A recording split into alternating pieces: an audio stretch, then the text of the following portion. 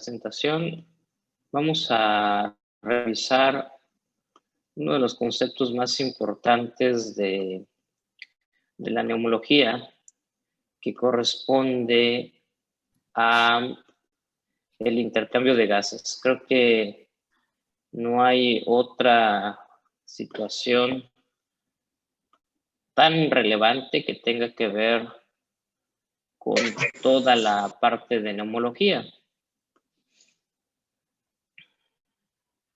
El intercambio de gases o conocer qué es lo que está sucediendo es fundamental para saber qué tipo de terapia vamos a aplicar. Y bueno, el concepto es muy sencillo. El problema es que nosotros lo vamos, bueno, no nosotros, los pacientes lo van complicando, porque a veces la teoría es muy sencilla, pero la práctica clínica a veces no lo es tanto. Entonces vamos a ir repasando los conceptos de insuficiencia respiratoria basados en un artículo que les envié, que es el de insuficiencia respiratoria aguda. Entonces, vamos a seguir admitiendo, ya están. Ok, entonces, está el cambio. Hay que distinguir dos conceptos importantes. Uno es insuficiencia respiratoria, que es el que vamos a platicar el día de hoy. Y el otro concepto es dificultad respiratoria. No son sinónimos, ¿eh? No los usen de manera intercambiable, porque no lo son. ¿Cuál es la diferencia entre insuficiencia y dificultad respiratoria? La insuficiencia ya incluye los gases arteriales. La dificultad. ¿Y la dificultad? La dificultad es más como algo mecánico, ¿no? No.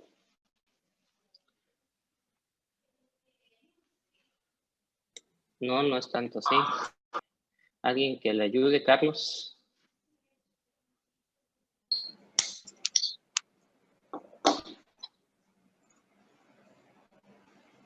¿No? Es que ¿Es urgente o no? No. Es que la dificultad respiratoria... La dificultad se diagnostica con datos clínicos. Exactamente. Y la insuficiencia son el diagnóstico gasométrico. Así es, la insuficiencia respiratoria es un concepto de intercambio de gases y la herramienta diagnóstica va a ser la demostración de alteraciones en el estado del oxígeno y del dióxido de carbono.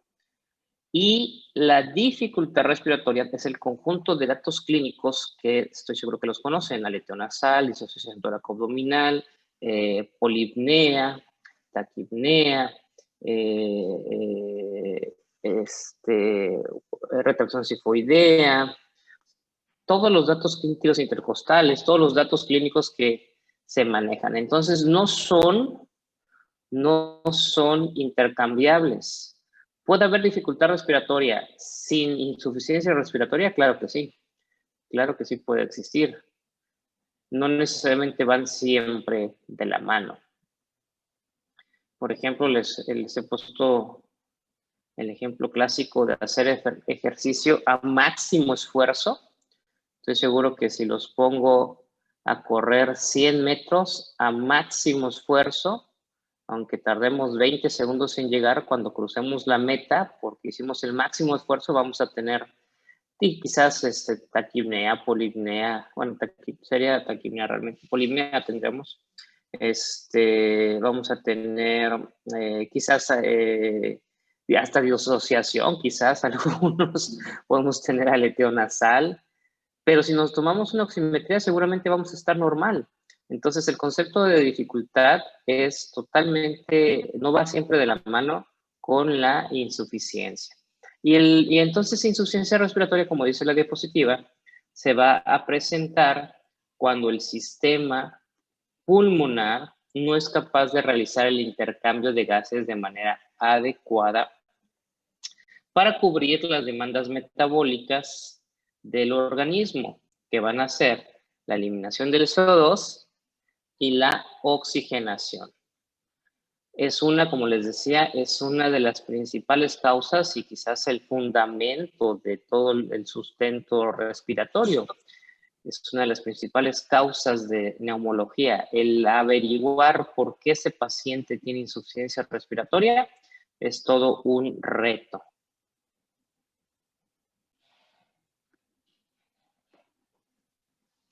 Se considera actualmente como un síndrome más que como una enfermedad. ¿Por qué? Porque este síndrome va a estar presente en muchas entidades clínicas. Puede estar presente en neumonía, en tuberculosis, en asma, en EPOC, en cáncer, en derrame pleural. Entonces, no podemos decir que la insuficiencia respiratoria aguda es una enfermedad como tal, sino que es parte de la misma enfermedad. Y se va a clasificar en dos, bueno, vamos a ver que hay varias clasificaciones: aguda, crónica, hipoxémica, hipercárnica, por el mecanismo fisiopatológico, que los vamos a abordar más al rato. Y el estándar de oro, no es el único, pero el estándar de oro, ¿quién lo ha hecho? ¿Quién ha tomado gasometría alguna vez?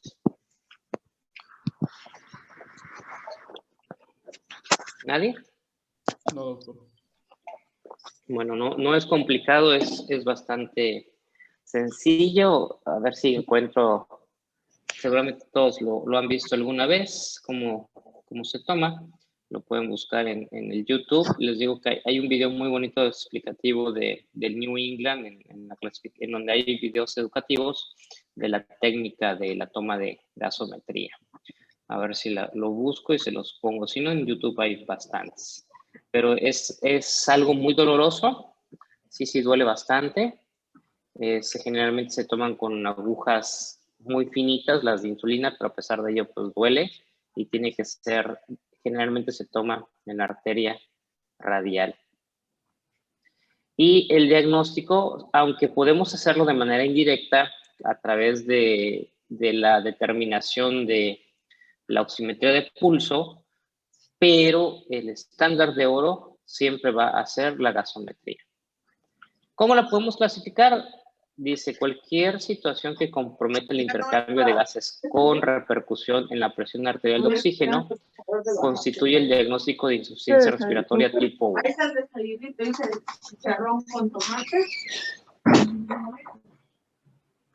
Ok, ya nos están invitando a desayunar hoy a todos, muchachos. Entonces, todo este verbo quiere decir que aquellos que tengan insuficiencia respiratoria secundaria a la baja de oxigenación va a ser tipo 1. Vamos a tener 4 tipos, pero la tipo 1 es la hipoxémica. Pero en cuanto al oxígeno, son nada más 2 clasificaciones. Tipo 1, que es hipoxémica, y tipo 2, que va a ser la hipercárnica. La reserva de oxígeno en el pulmón humano es muy baja. Ya lo poníamos en comprobación en los días anteriores cuando nos pedían que exhaláramos durante, ¿qué era? 5 minutos.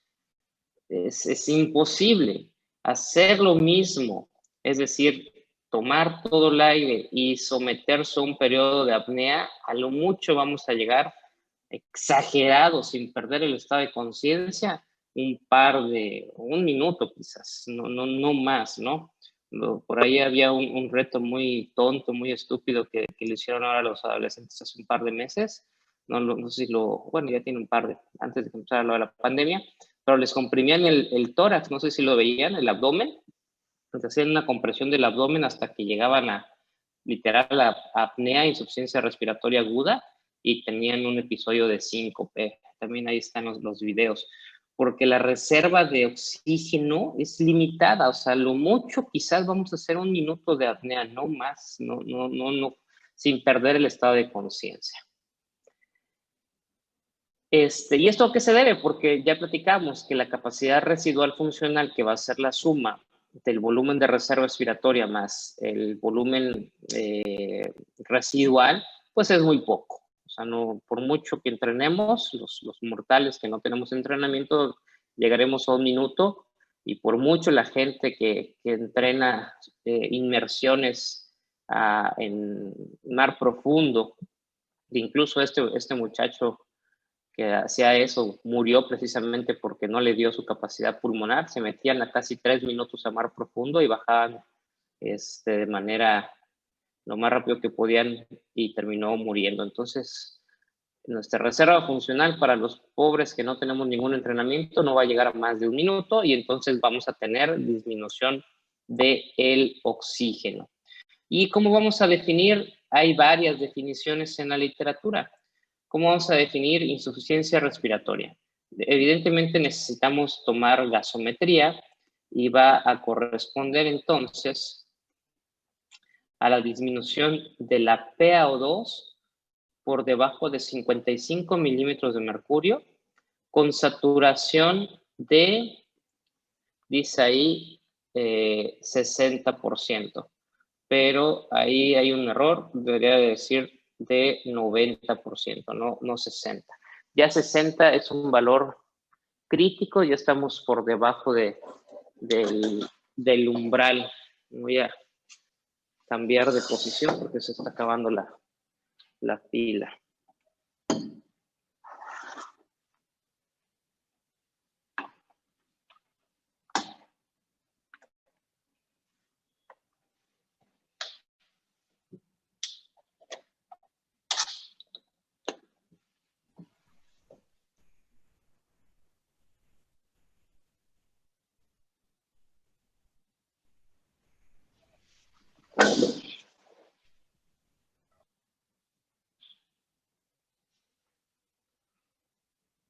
Entonces vamos a corregirla acá de una vez.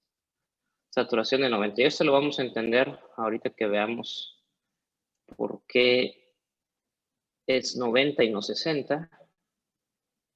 6% disponible y conectado.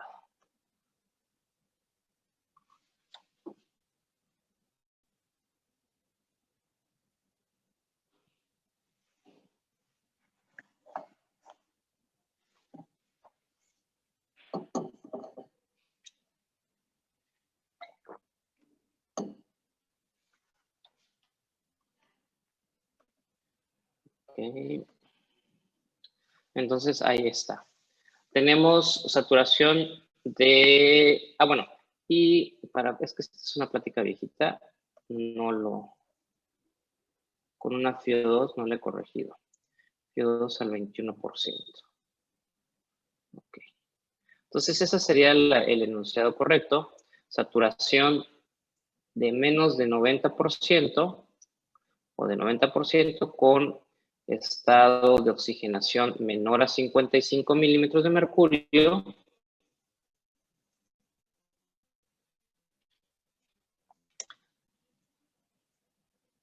Y otra definición que también se ocupa, que es muy frecuente, es esta, la segunda, que de hecho es la más difundida.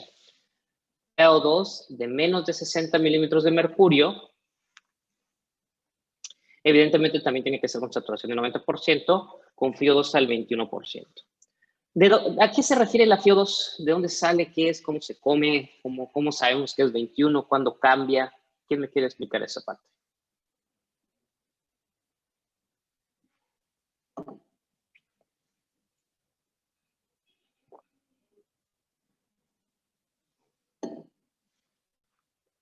¿Sería la fracción inspiratoria?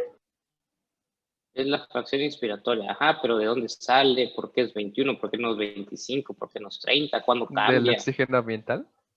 Del oxígeno ambiental. Y algo más, o sea, que se vea que son de la UNACH, no de la Pablo.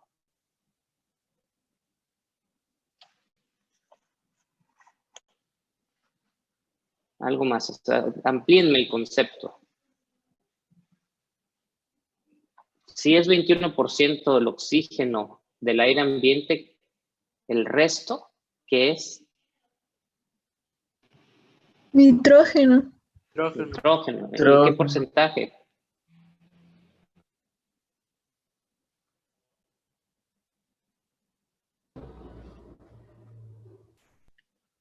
¿Qué porcentaje del aire ambiental es nitrógeno? Alessandra, lo estás murmurando, dinos. No, es que no estoy segura, doctora. Dilo, no importa, aquí no hay problema, aquí no, todavía no la vas a tener mala. Tú dinos. Pues no sé si para hacer el 100% sería un 79%. Ya ves, lo sabías. Así es, los porcentajes llegan a ser cercanos al 79% de nitrógeno, 21 de oxígeno. Y una pequeña, digo, esos dos porcentajes te van a sumar 100%, pero una pequeña fracción, quitándole un 0.01 al nitrógeno y un 0.02 a la FiO2, es decir, un 0.03%, van a ser otros gases. Dentro de esos, el dióxido de carbono. El radón también se encuentra ahí dentro de esos gases. Pero así con fines académicos, con fines prácticos, como dice Alessandra, el 79% va a ser nitrógeno y el 21% es FiO2, es oxígeno, fracción inspirada de oxígeno. Esta mezcla de gases va a ser la misma en todo el mundo. Así estén a más de 10,000 metros sobre el nivel del mar, a más metros sobre el nivel del mar, que ya prácticamente estamos saliendo de la atmósfera terrestre. La mezcla de oxígeno, el porcentaje va a ser esa, 21%. No va a ser diferente. Va a ser diferente, que eso lo vamos a hablar también más adelante, sobre todo cuando revisemos los conceptos de gases arteriales. Va a ser diferente cuando hablemos de presión inspirada de oxígeno, que son dos cosas diferentes. Una cosa es FiO2 y otra es PO2, presión inspirada de oxígeno. Ahora bien, ¿cuánto es el valor normal de oxígeno medido por una gasometría a nivel del mar?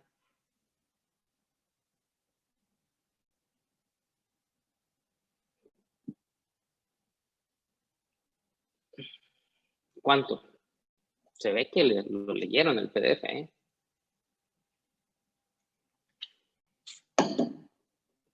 De 80 a 100, ¿no? De 80 a 100. Ese es el nivel normal de oxigenación en sangre. ¿A qué se denomina hipoxemia?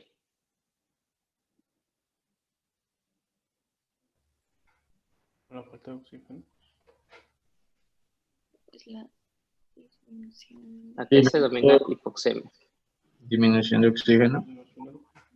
Ajá, pero ¿en qué valores? Disminución de la presión parcial de oxígeno menos del 90%. No. 95. No. Bueno, esa es la saturación. Esa es la saturación. Menor de Ajá. 60. Pero la presión parcial de oxígeno disminuye menos del... Entre 60 y 80. Entre 60 y 80. Si estamos hablando que normoxemia es arriba de 80, hipoxemia va a ser menor de 80 hasta 60. ¿Y cómo se define insuficiencia respiratoria? Cuando es menor de 60. ¿A qué quería llegar con eso? ¿Quién es de Los Altos, de San Cristóbal, de Comitán? ¿Quién es de todos estos lados altos? ¿Nadie? ¿Ahora no tengo ningún extranjero? Yo sé. Yo. ¿Quién dice yo? Elisa. Elisa, ok, Elisa. Entonces, ¿de dónde eres? De San Cristóbal. De San Cristóbal, ok. San Cristóbal comparte una situación especial muy similar a la de Tuxtla, a la de la Ciudad de México, que es la altitud. ¿Sabías a cuántos metros está San Cristóbal? ¿Cuántos metros sobre el nivel del mar?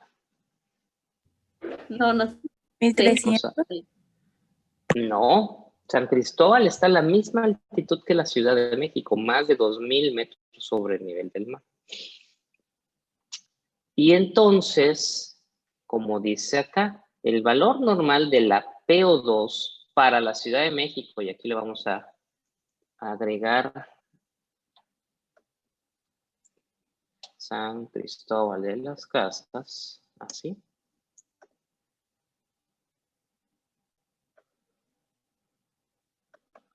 Ahí está. Ciudad de México y San Cristóbal de las Casas es de 67 milímetros de mercurio. ¿Cómo lo ves? Más o menos 2, o sea que va desde 65 a 69. ¿Qué opinan de eso? Elisa, ¿quién más vive en San Cristóbal o Comitán? Bueno, o es de ahí. Dijeron yo, un par de gentes más. No tengan miedo. Yo soy de Comitán. ¿Quién dijo yo, Lupita? Guadalupe Solís. Sí, doctor. Sí, ¿tú eres de Comitán? Sí. Ok, muy bien. Ok, entonces, ¿qué quiere decir eso? Que tengan su valor normal de 67. ¿Cuánto dijimos que es el valor normal? 60. 80. 80. bien. De 80 a 100. Y si dijimos que es hipoxemia de 60 a 80. Y normalmente su valor normal, conforme vamos ascendiendo, hasta llegar a una altura de más de 2000 metros, como es San Cristóbal o la Ciudad de México o Comitán, su oxigenación normal va de 65 a 69. Es decir, ¿tienen qué cosa? Díganlo, lo tienen ahí. Olga, dilo. Dilo fuerte, Olga. Hipoxemia. Hipoxemia. Así es que si de repente Lupita les contesta muy lento o una incoherencia es porque tiene hipoxemia. Viven en lugares altos. No los entendemos porque tienen un cerebro que está mal oxigenado. Es parte de la adaptación, no se crean, no se crean que están un cerebro lento.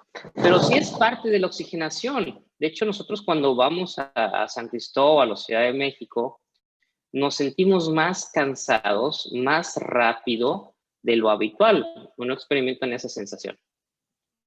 Sienten que caminan un poco más rápido y se cansan un poco más rápido de lo que habitualmente sucede en Tuxtla Gutiérrez. ¿Y qué sucede cuando van al nivel del mar? Hasta una canción hay donde dice que la vida es más sabrosa en el mar. Aumentan los niveles de oxígeno. Aumentan los niveles de oxígeno y ahí estamos cercanos a 97, 98 milímetros de oxígeno. O sea, una diferencia abismal de más o menos 30 milímetros de mercurio con un cambio en altitud. Entonces, el concepto que van a revisar es presión inspirada de oxígeno y la curva de disociación de la hemoglobina para la siguiente clase. ¿Por qué? Porque estamos viendo que la FiO2 no cambia, la FiO2 es constante al 21%. Lo que cambia es la presión inspirada de oxígeno y va a cambiar de acuerdo a la altitud. La altitud de la Ciudad de México, la altitud de San Cristóbal, más de 2000 metros sobre el nivel del mar, les va a conferir un estado de hipoxemia.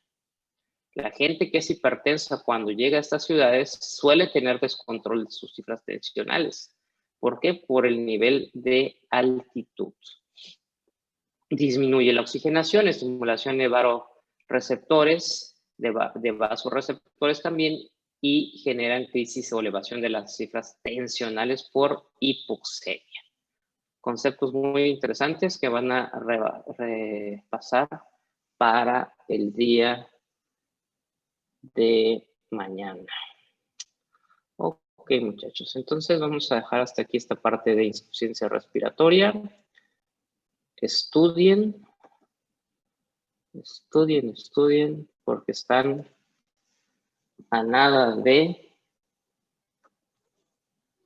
quedarse en sexto. Ay, No, por favor. No se crean, pero sí estudien. Entonces, hasta aquí vamos a dejarlo, que son las 9 y nos vemos en la próxima clase. Ya les dije que tienen que revisar. Gracias, Hasta doctor. luego. Gracias, Doc. Buen día. Buen día.